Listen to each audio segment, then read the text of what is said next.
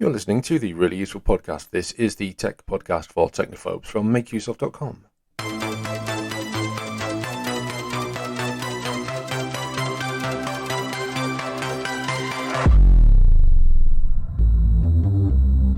My name is Christian Cawley, and with me this week is James Frew. How are you doing, James? Yeah, very good, thank you. I've been having a nice weekend off. We're recording this on a Monday morning, so we're feeling sprightly from the weekend. Isn't that right? Yeah, I've had a reasonably good weekend. So, I hope you're feeling all of the get up and go and joys of spring wherever you are listening to this. We've taken this. This is a slightly unusual topic for me. It's one that I don't know an awful lot about. So, hopefully, James is going to guide me through this. I'm not really sure what we're calling this podcast at the moment, but we're kind of talking about vegan electronics, aren't we?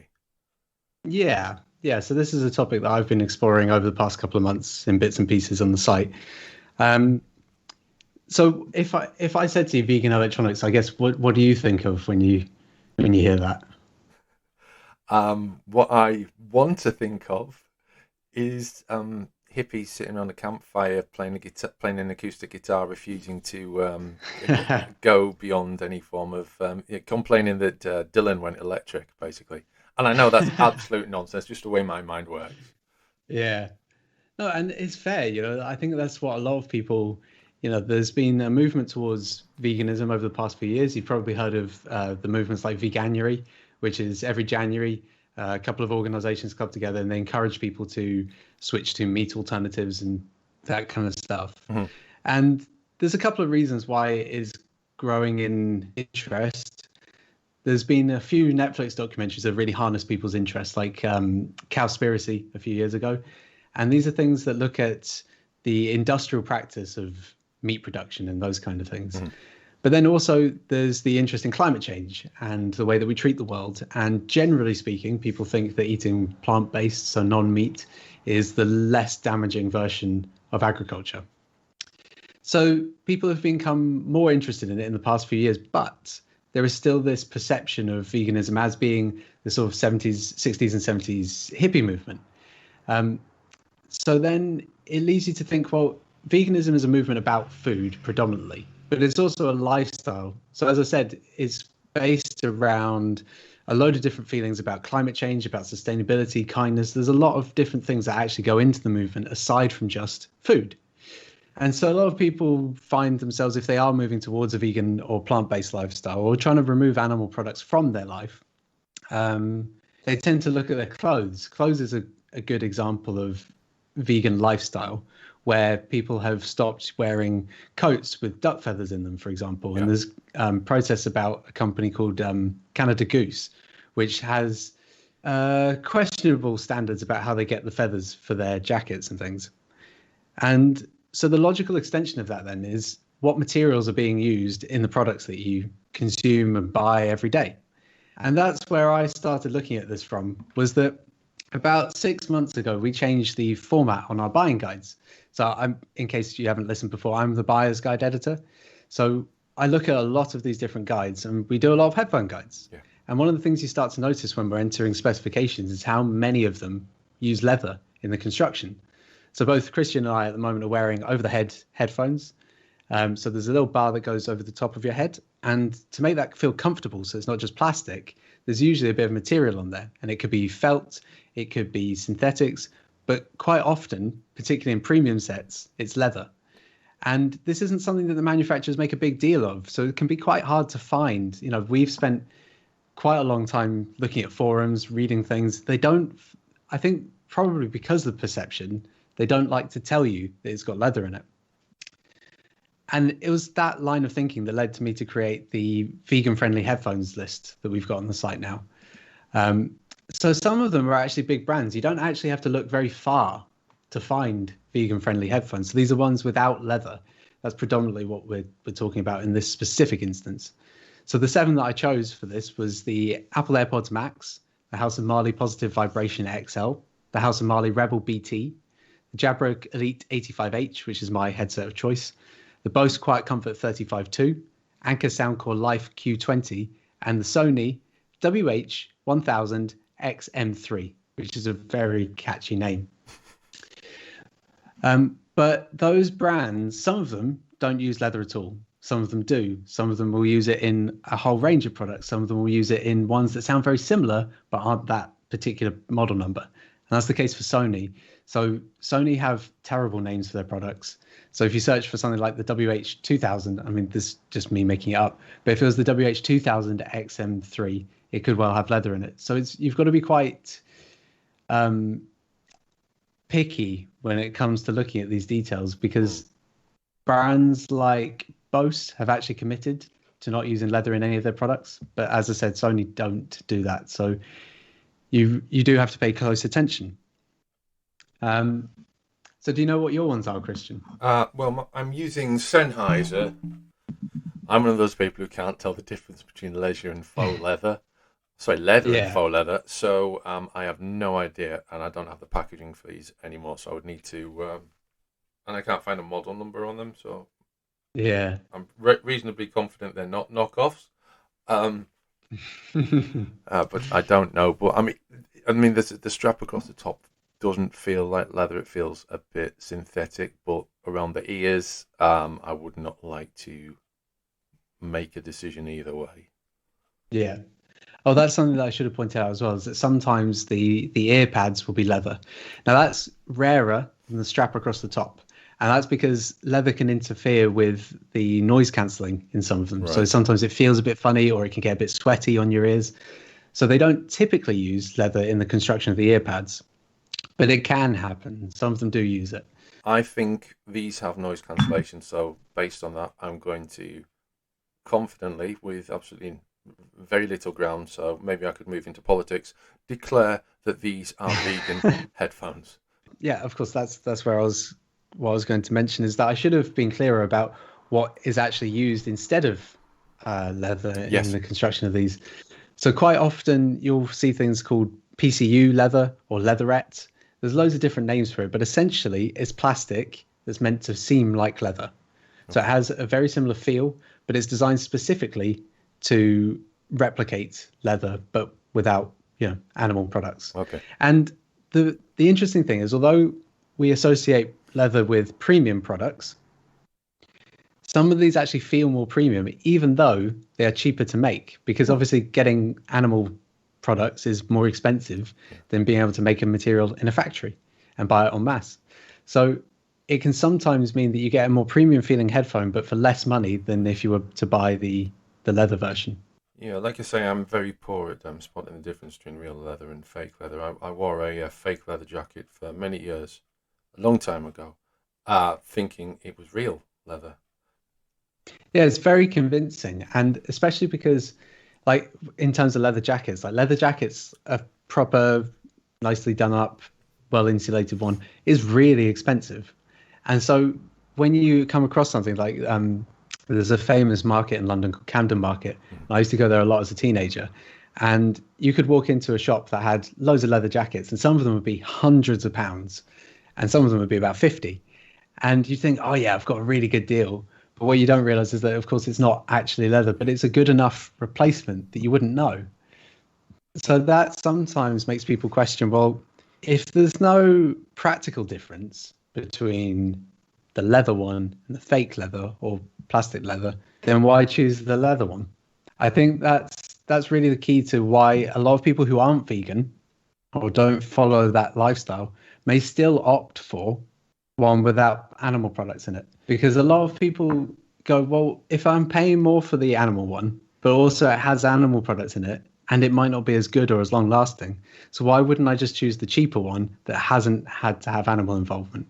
So even though I've labeled this buying guide the vegan friendly headphones, you don't have to be vegan in order to do any of this stuff. It could just be a choice that you make. And there's loads of different things that go into making that choice, other than just, I don't eat meat.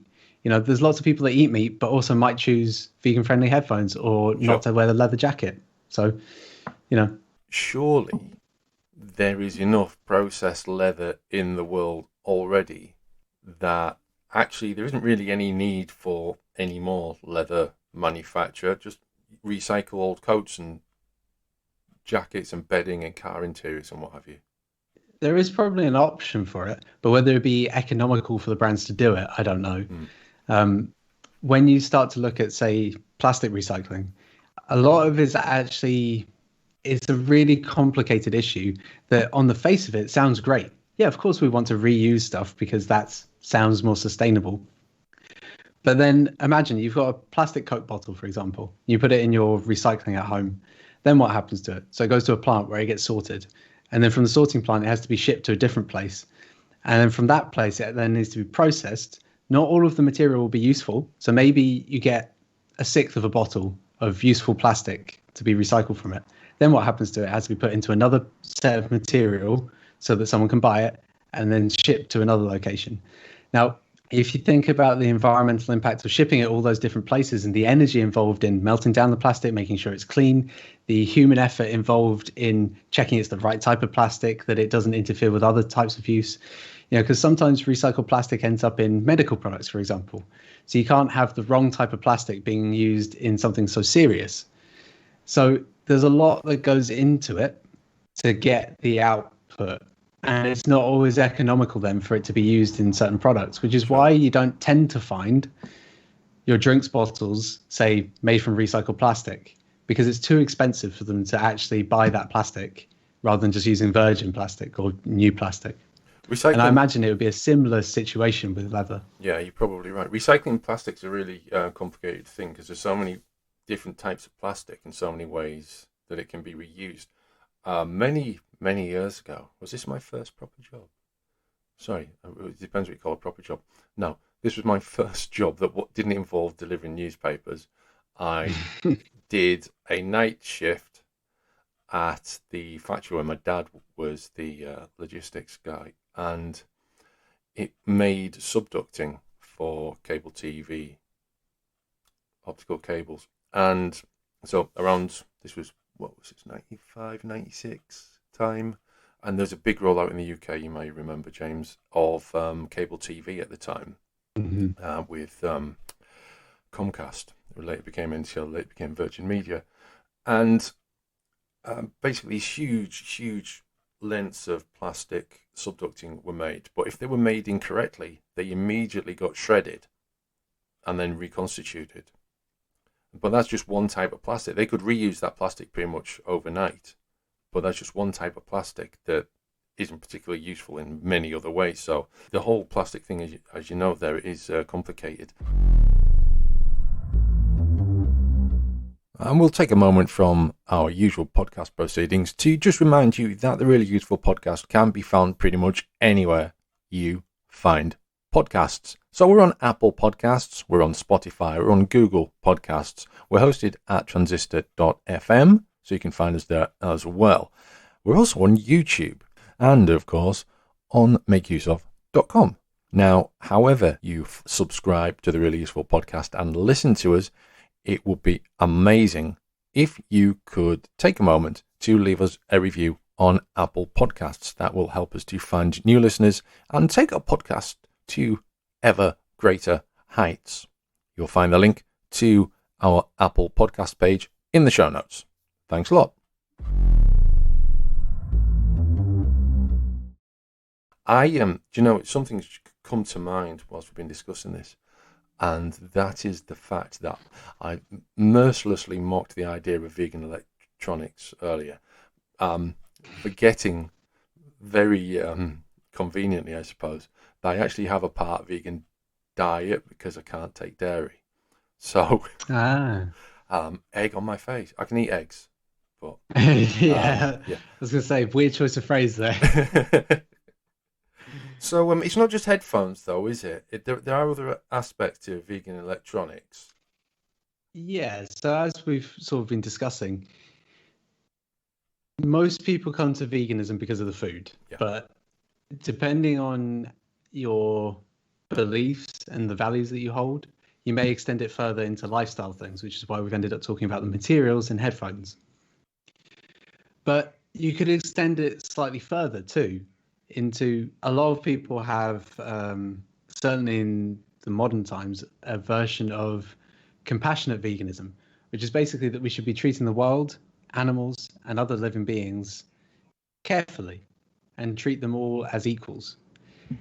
Now, I know that sounds like a very woolly thing to want to do, but it then overlaps with ethics and morals and how you treat workers and sustainability and climate change. And so it's part of a broader movement, but a lot of vegans align themselves with that line of thinking. So if you were then to try and examine electronics more broadly as to whether, as a vegan, you'd find it acceptable to buy them, this is quite important because electronics have become so essential to our lives. You know, you can't really operate in a modern sense without a smartphone or a computer. Most services are online. So how are you going to find an ethical vegan computer if that was something you really truly believed in? So I started looking at what that would mean. And we've got an article on the site that says, "Are electronics vegan?" And I mean, in summary, it depends. It depends on how fastidious you are in applying that label. Because in one sense, most of them don't use animal products. There is an area that sometimes includes animal-derived products, and that's glue. So you might find that some of your electronics use glue with animal fats in them to make them bind better. But there's not actually any way of knowing. And this links into something else about traceability. So electronic supply chains are immensely complicated. I mean, if you were to look at your phone, how many buttons are there on it? How many electronic components are inside? How many sensors? There's a microphone, there's a screen, there's a display. All of this stuff doesn't come from one manufacturer, and it doesn't start, you don't mine a display or a microphone or a camera. They all have to be made of other things. Yeah. But if you were to say to Apple, for example, who famously have a lot of control over their supply chains, where did the metal come from that was used in the construction of one component on the PCB? There's no way they could tell you. That's because it comes from so many different manufacturers, coming from so many different places, and each layer in the supply chain gets more and more complex, and the traceability is just lost. So it's entirely possible that some electronics do have animal products in them. Because if you asked Apple, is this vegan? They'd go, well, we can't guarantee it is because we don't know what glue was used in it, or we don't know the process that was used to make the material in the first place. Because there are some surprising things that you end up finding out when you look into some of this stuff. Like beer isn't necessarily vegan. Now you think beer is just like water and hops, but sometimes they use animal intestines and things to strain some of the beer, Nice. which would, therefore make them not vegan. So it's those kind of surprising manufacturing processes that have nothing to do with the product itself. And if you were to look at the label, it doesn't say it's got animal products in it or anything, but it still may have been used. So on that very particular level, I think you could say that electronics are probably mostly vegan, but you can't say for sure. But then from a sustainability and ethical standpoint, I think you couldn't really justify calling them vegan, because I think we've talked about this before, even on the podcast when I've been on. Electronics are bad for the environment. They're bad for manufacturing. They treat the planet badly, and a lot of the workers involved in mining the materials or putting together the phones are not treated well. They're in low-paid jobs, often not taken care of properly. In the article, I write briefly about the infamous example of, I know I'm picking on Apple again, but one of their manufacturing plants had a spate of suicides because of the working conditions. And this has never really been addressed. So they treat people poorly, it's bad for the planet, and they are designed to be disposable, unfortunately. Yeah. I've been working on something recently, an update to an old article, which kind of dovetails with this slightly. It's about having a portable copy of Windows in your pocket, and the various solutions, which might be a USB stick, it might be an HDMI stick from Intel, or one of the solutions, which I'm having to remove, is a Windows phone. Now, the Windows 10 mobile phones had a feature called Continuum, which basically mean that you didn't need a PC and a phone. You could use the phone as a PC. You would connect it over wireless HDMI or cabled HDMI to a monitor, and it would give you instantaneously a desktop. So there was no need to have a phone and a laptop and a PC, or a phone and a PC, or even a phone and a tablet. You could just use the phone for the Continuum feature, which is still part of Windows, and it determines how the desktop and the touch interface are displayed based on the hardware. It did everything, and it feels like, at the time, it felt like this was like the beginning of a brave new era of computing, whereby you carried your computer in your pocket, you plugged it into or connected it wirelessly to a device when you got home, did your work at home, picked up your phone with you, and just having one device to do like two or three other devices purposes, that seemed like a great thing, and it didn't take off. Mm.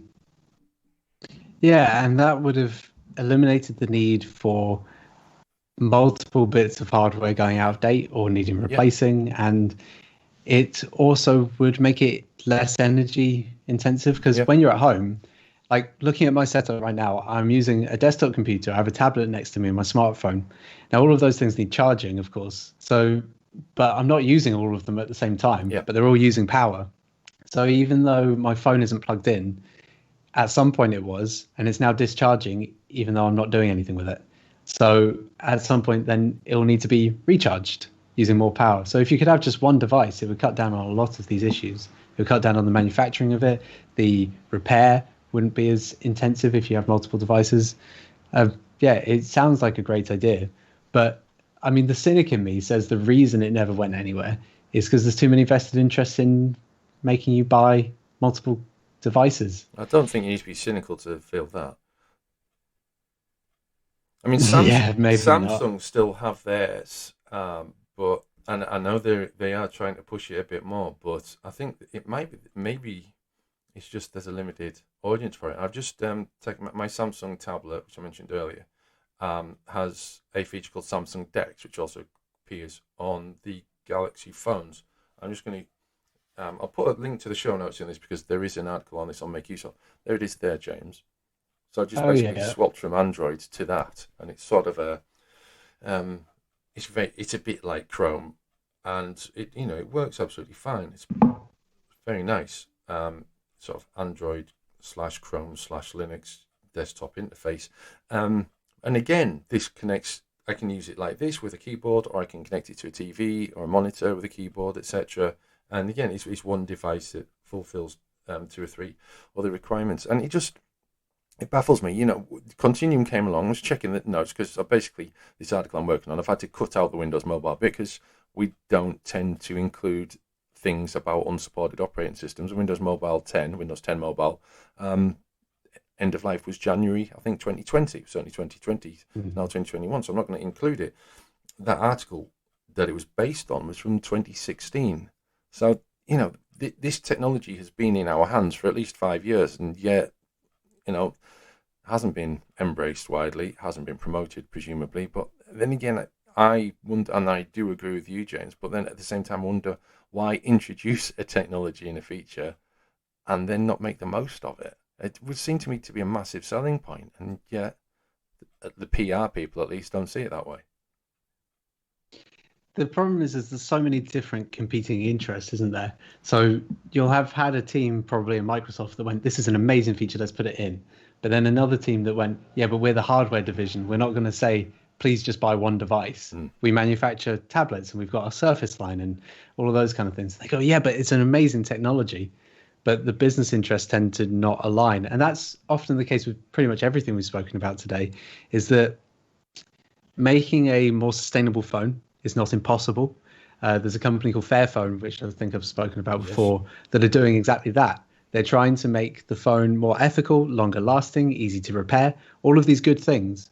Now, it's not perfect, but that's because supply chains are immensely complicated, and they're doing their best, and they've been working at it for, I think it's about 6 years now, and they've got something like 40% traceability on all of their stuff, which is pretty good, considering the level of detail, and they're a small company. So it's a choice. And that's the same with sustainability, with changing the climate impact, with repairing stuff. All of these things are things that businesses could just choose to change, but they don't. So, for example, it always sounds like I'm bashing Apple, but it's because they protect their entire end-to-end experience. So it's very easy to explain, and I think a lot of people would relate to it. But Apple are very good in many ways, but their devices are almost impossible to repair. And that's because they intentionally keep you out of them, because they want you to buy a new one when it breaks, or buy the Apple Care service plan, or take it to their Genius Bar at the Apple Store and spend $200 getting a new screen or something. And that is a choice that they've made about the business model that they have. It doesn't have to be that way. They could put screws in the back of it. They could make it so that you can switch out the batteries like the Fairphone does. Yeah. But and so that's why I think the idea of vegan electronics and vegan headphones is, even if you're not vegan, just the idea of exploring some of these things and thinking about it exposes the inconsistency with which some of this stuff is applied. So like you said, Microsoft developed Continuum, a great feature that, regardless of its technical merits, just on the face of it would save people a lot of money and prevent a lot of unnecessary waste, was essentially abandoned because it didn't align with their other stuff. Yeah. And I think that's the way with a lot of things. And I'm not some utopian idealist that thinks that just suddenly overnight everyone's going to wake up and go, oh, I'd love to make less money. But I think that alternative business models do exist. And I think Fairphone proves that, because they've had to invest a lot of money in doing what they do to verify places. It's not, I agree, it's not cheap, but they're still a viable business that have been able to keep going, and they've got a loyal fan base now. So a company as big as Apple or Microsoft or Amazon, with the most valuable companies in the entire world, they have the resource to be able to do these things. Mm-hmm. So if it feels important to you, then align your purchases with those ideals. You can choose not to have animal products in your headphones, or you can choose the more sustainable phone, or you can choose a phone or a laptop that's easy to repair. Those kind of things. We're getting towards the end of this week's really useful podcast, and I think now, after we've learned so much more about vegan electronics, is a good time to just wind back to what I said initially about hippies and acoustic guitars, and just I own 3 acoustic guitars. I've got nothing against acoustic guitars, but what I'm wondering is quote unquote vegan electronics, is that the best? Is that a PR fail? Is sustainable not a better term that would be less likely to be met with derision? I mean, it probably is, and there's not really such thing as vegan electronics. It was something that, when I was looking around at this idea of the vegan headphones, I think you can easily argue whether headphones are vegan or not. But electronics is more of a messy, complicated area. And it wasn't so much that people actually referred to them in this way. Most vegans aren't thinking about it.